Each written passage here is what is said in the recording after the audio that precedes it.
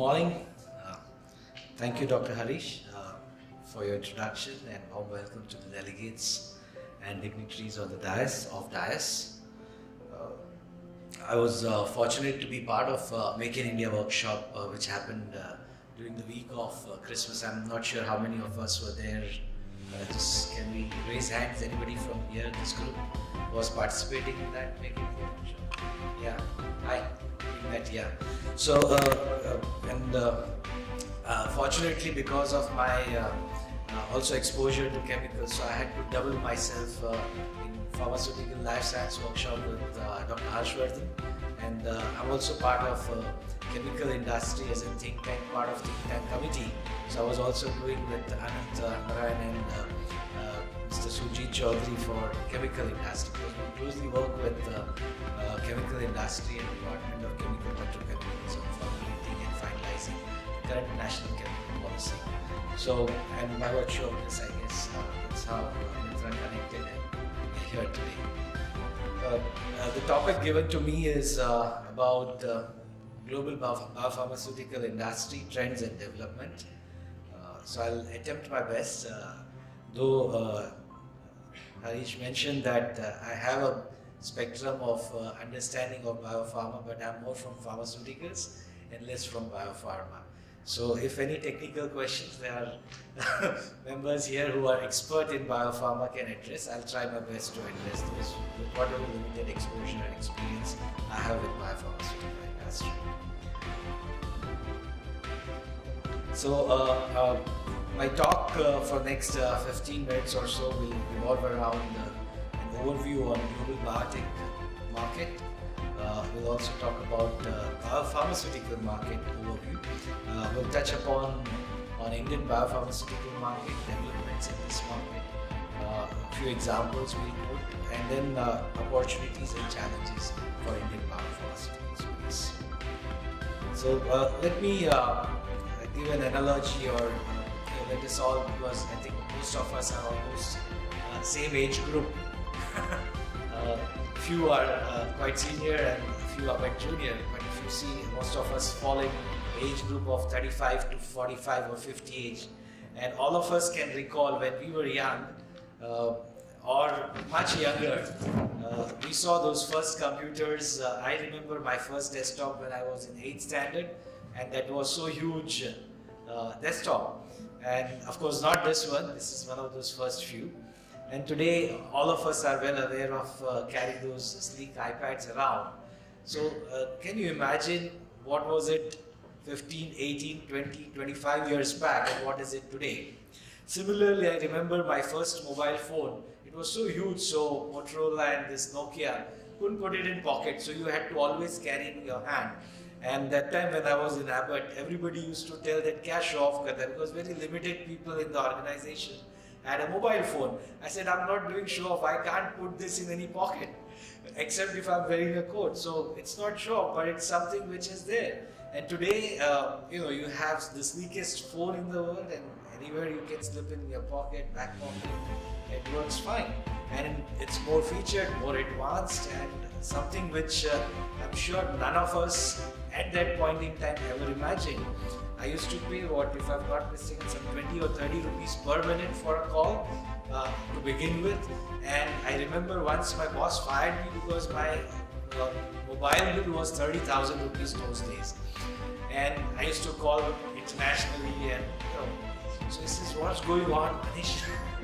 32,000 rupees. I said, I didn't realize that I can't cut the phone, boss.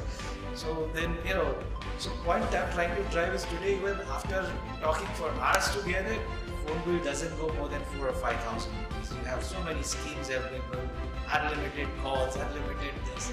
So I'm trying to say not just the hardware, but also software and the service providers. So there are three, I would say, stakeholders in the whole telecom game who have played very distinct and significant role. And now beyond that is now value-added services. So it's again changing the game, rule of the game, and people are looking at what to do next. Same way, the way internet has revolutionized our life. Just before our talk, Harish was mentioning about global village. So I'm sure this internet has transformed all our life .coms, and the way we are going to live our life is going to be very different another 10 to 15 years down the line.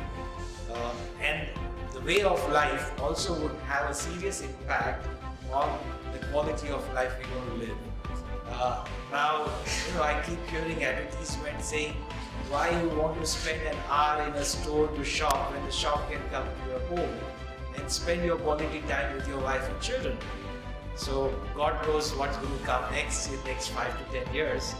And with that as a starting point, I would like to say that same view I have for biotechnology, that is BT. So the way IT has transformed in the last 25 years, I see that BT, that is biotechnology, will transform quality of life for the human all around. By way of, just look at the kind of spectrum biotechnology is also now spreading around. Besides offering good quality pharmaceutical products, which can touch on all three spectrums, right from vaccinations to diagnostics to therapeutics. We believe, and of course we have bioservices through clinical research and other aspects, bioagri and bioindustrial, which is also very actively, a year back, not year back, in fact less than a year, we did one, we participated as a knowledge partner for Green Chemistry World. And there we have developed a report, and it can be downloaded from our website for free. It's a detailed report where we also envisage a great deal of excitement in that space through BioRoute. So some of those, of course, there the challenge is feed versus fuel. So some of those aspects are limitations there. But here in human side, I think it is easy to replicate, and it's purely, I think, coming to the situation where how various country regulation would position this and encourage the overall development of biopharmaceuticals. So let's look at the overall global biotechnology market, which is around $280 billion. Has been valued at that, and almost 63% of this market is biopharma, which accounts to, I think, around 175 billion. Coming to the next slide. So global biopharmaceutical market, which is around 175 billion. Can you imagine that's the amount which is cash reserve for only one company called Apple?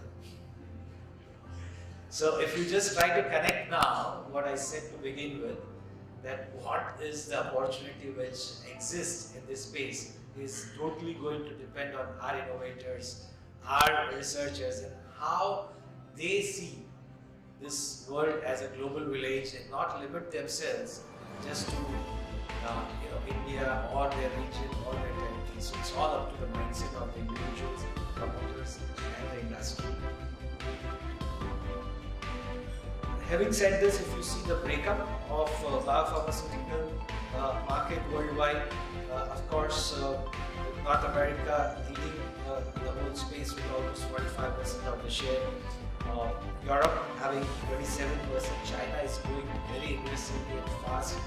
Heavy investments from global and local support, who are almost around 11%. Japan at 9%. India falls in rest of world with less than 2% of global market share. Another interesting thing we've added here is if you see the percentage of share of biopharmaceutical of the overall pharmaceutical market. That's also very interesting trend to observe. In 2010 it was around 15%. In 2014 it's around 20% in absolute term, and we see that by 2018 it would reach 25%. And these we can also see from, if you try to look at some of the leading biopharmaceutical companies worldwide and their share within the overall in their portfolio. Some of the companies like Sanofi has around 53% of its revenue coming from biopharma now. Roche has around 79%. Abbott company, FY, has around 52%. Pfizer 29%. J&J, JSK, several others have significant share of the overall biopharma in the portfolio. We believe with continued investment in biotechnology, some of the key development which would happen or are happening in these three sub-segments of biopharma, I'll just share those. So if you look at vaccines, the industry is rapidly changing due to developments in molecular biology, DNA synthesis and immunobiology. One such area is DNA vaccine, which is expected to grow at 55% CAGR to reach $2 billion by 2018. Another sub-segment we talk about is diagnostics, where global push for personalized medicine, prevalence of different cancers, and threat of global pandemic such as H1N1 will drive molecular diagnostics. The molecular diagnostic market globally is expected to grow at 10% and would reach $8 billion by 2080. And PCR, hybridization, DNA sequencing are some of the key technologies we see growing very fast in diagnostics. In therapeutics, there is an increased focus on biotech drugs and target-specific genes and protein to treat rare diseases. We are seeing more breakthroughs in stem cell therapies to treat problems ranging from cardiovascular disease to neurological disorders.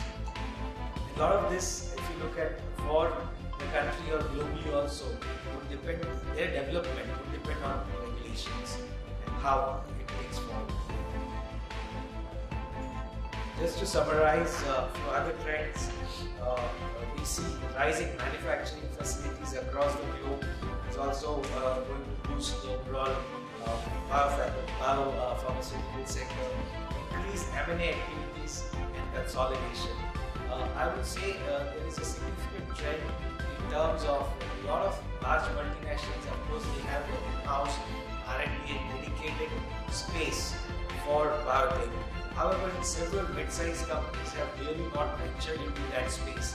They are the ones, what we are seeing, are more excited to pick up the small ventures around the globe who have come up with, and so brownfield acquisition is something which we are seeing very actively happening in this space.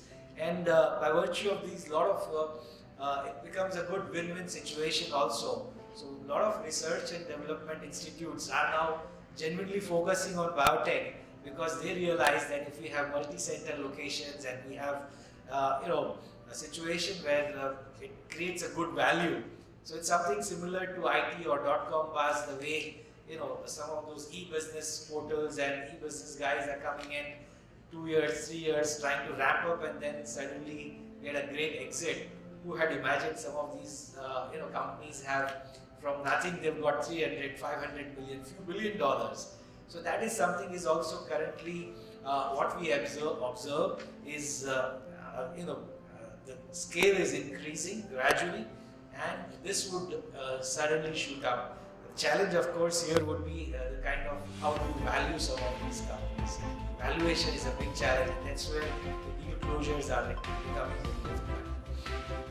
Besides that, aggressive R&D investments through existing large corporations in these areas also is something which we see is going to support overall growth for the market.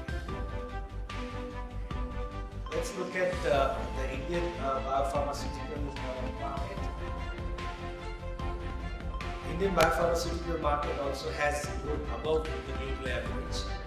Globally, I mentioned that it's growing at around 10% CAGR, whereas Indian biopharma market is growing at 15% CAGR. The current revenue, what we see 2013, FY 2013 is around 2.8 billion. Almost 50% of it comes through our exports, and going forward we see this trend to go up, and our biopharma market would reach around $6 billion US dollars. There's a lot of investments which we see happening. I thought somebody. So we see happening in Indian space also. So what are the key drivers for Indian biopharmaceutical market? So we did hear on population. So if you look at sheer population within the country and also overall global concerns and issues, we believe that demographic dividend, not just Indian but the global, also would support some of these need and requirements for biopharmaceutical medicines, increasing spend on healthcare, which we did hear. I guess it's not 1%, but it's around 3.5% of the GDP. Public is so so I just used that public. So some of these aspects, we believe that overall spend on GDP would also increase, and penetration of drugs would go up, and overall for India, the opportunity of export is also going to be something significant going forward. In terms of the second key growth driver we're talking about is Indian government has been funding institutes for biotech research. More of it would come from Dr. here. I would not talk much around that. And we see a significant increase in budgetary allocation for biotech sector in even the 5-year plan. So based on these observations, we believe that there will be a more solid policy support for biotech industry to grow within the country. India has highest number of scientists, it's undisputed, not just based in India, but globally also. We've been supporting a lot of multinationals and global scientific pool. So with this available rich talent, we believe that the advantage for India would be low cost R&D base, which we've also heard before. So having said that, and with 100% FDI possible, we see huge amount of interest by a lot of global players to come and invest in biopharma space. So with these three key drivers, we believe that Indian biopharmaceutical market would grow more than the current pace of 15%. It can reach up to 18-20% also. We've listed down top 10 by revenue companies who have really done well and made India proud of their achievements in biopharmaceutical space, and these top 10 contribute almost around 50% of Indian biopharmaceutical industry. We've been asked to give 2 examples, so I picked up 2, the best ones.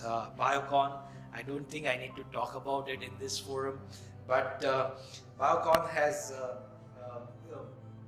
just if you look at last 5 years, their growth has been almost double, from 280 million US dollars to almost around 487 million dollars, and it's first among the Indian insulin companies to be the largest, first in rank, and 4th overall worldwide.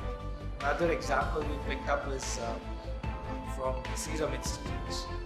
The day before, quite a few of us were there when we awarded Dr. Cyrus Poonawalla, for his achievement, and gave him, I think, Hall of Fame award for this very much reason. So Serum Institute has achieved a turnover of around 437 million and is one of the world's largest producer of vaccines for measles and so these are 2 very strong, successful case stories, and I'm sure these 2 companies, and besides that many others, would get into a point of inflection going forward, the way developments are happening. To come to opportunities and challenges, some of the key opportunities in these segments I would say are vaccine market is shifting from traditional wholesale to a combination of acellular vaccines, combinations and acellular vaccines. So opportunity in bio-vaccine development for pediatric and anti-flu for adolescents do exist, and these are areas where a lot of excitement is there around within India, or Indian players can look at these as an option. For biotherapeutic proteins, protein and antibiotic production and fabrication of diagnostic protein chips are key growth areas. Stem cell research, cell engineering and cell-based therapeutics are also other areas for growth. On molecular diagnostic front, I did mention that rising awareness and affordability will drive molecular diagnostic market in India. On clinical trial fronts, India offers suitable population for clinical trials due to diversity covering range of diseases. Cost effectiveness and competition are incentivizing MNCs to increase their investment in India. And on contract research front, R&D sector has a huge potential. Many opportunities have been created with a number of international companies investing in this sector. We have some live examples with Denmark and several others doing a phenomenal job in this area. Having said what are the opportunities, still there are a few challenges which may play a speed breaker role in the overall development of Indian biopharmaceutical market. There are concerns over quality and data integrity which has impacted manufacturers' perception of Indian clinical trial systems. India has recently registered steep drop in number of clinical trials with allegations that protocols were not being conducted properly. Some of these aspects I think we need to seriously relook at that what is the kind of image we want to give back to ensure that the globe looks at us as high quality and high integrity industry or industry players. On pricing issues, India's health insurance industry is still developing and high poverty rates require careful pricing strategy by global companies in India. It becomes a real challenge for multinationals to give a differential price because for them it's a global company. It's not that easy, and if I'm sure because all of us or some of us who have worked with multinational companies, getting a price discount means you are asking for why do I need to? Because our contribution to the global share of any company won't be more than 2 to 5%. I'm sure most of us agree. And then for that 5% share, my global business head, why should he think about you and give you a special price? Unless he's really thinking it differently. So this is a challenge, what I'm trying to forecast or talk about, and is going to continue. It's not going to be easy for any multinational to come up with differential pricing for different countries. And then, we all know how goods transfer from one country to another.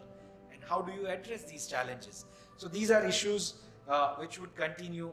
Furthermore, intense price control on drug pricing in India has also posed a significant threat to international manufacturers and ability to generate reasonable revenue to reinvest in this country.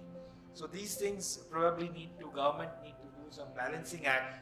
I don't say we should not, but we should relook at some of these angles. On IPR issues also there is uncertainty over patent security in India, and this is also discouraging a lot of Western companies from conducting primary drug research in India. So these are few of my thoughts before I conclude. Since this is not a regular forum I'm present in, because chemical industry I think I'm quite familiar face. So let me give a brief introduction in 2 minutes about Tata Strategy. So we were founded in 1991 as a division of Tata Industries. This is when Mr. Tata took over as a chairman of the group company. We are one of the largest Indian-owned management consulting firm. We are supported by a panel of domain experts, and we have growing client base outside India also. We've crossed more than 1,000 engagements, 300 plus clients across countries, across sectors, and almost 20% of our revenues come from outside India. So what do we offer? We offer complete end-to-end solutions. So we have right from revenue enhancement to improving your bottom lines. So anything which links around, we can support you, and we do implementation support also. Hence, our reach out is very limited and very specific and targeted. But we do work closely with our clients, and almost 50-60% of my business comes from repeat client. These are some of our clients with whom very closely we worked. We keep working. Very select, it's just a very partial list.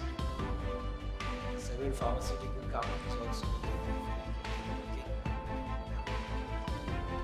Some of our international clients with which we have either a job or also.